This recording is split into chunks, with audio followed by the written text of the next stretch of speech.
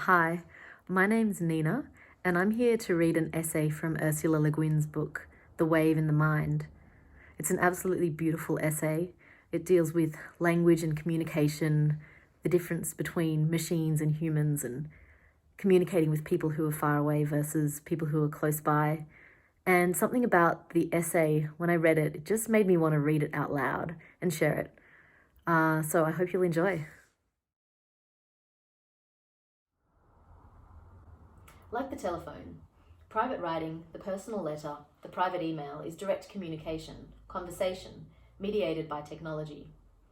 Amoeba A extends a pseudopodium and sends little bits of itself out to distant Amoeba B, who incorporates the material sent out and may respond to it. The telephone makes immediate conversation at a distance possible. In written letters, there's an interval between messages. Email allows both interval and immediate exchange.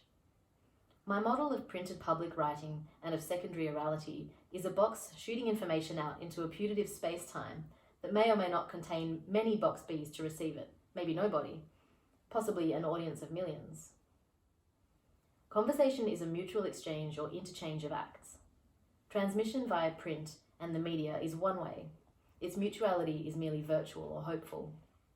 Yet local, immediate community can be built upon both literacy and secondary orality. Schools and colleges are centres of the printed word, whether on paper or electronic, and are genuine if limited communities.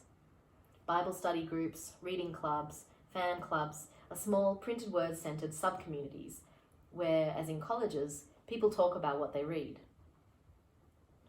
Newspapers and magazines create and foster opinion groups and facilitate communities based on information, such as sports fans comparing scores.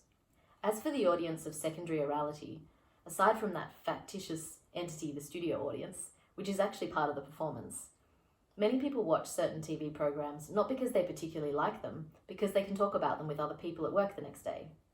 They use these programs as social bonding material.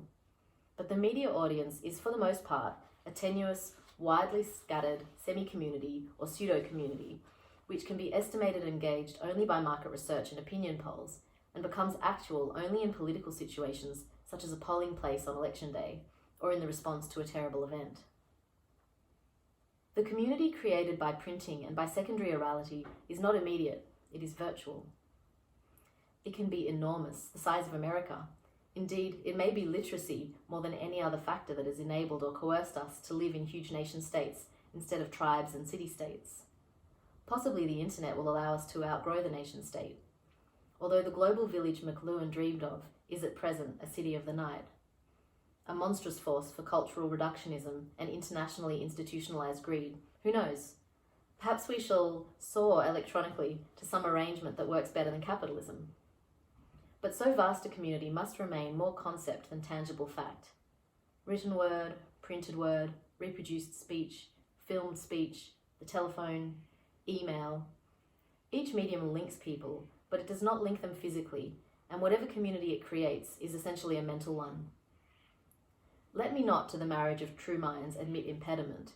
It is marvellous that we can talk to living people 10,000 miles away and hear them speak. It is marvellous that by reading their words or seeing a film of them, we may feel communion even with the dead. It is a marvellous thought that all knowledge might be accessible to all minds. But marriage is not of minds only, and the living human community that language creates involves living human bodies. We need to talk together, speaker and hearer, here now. We know that. We feel it.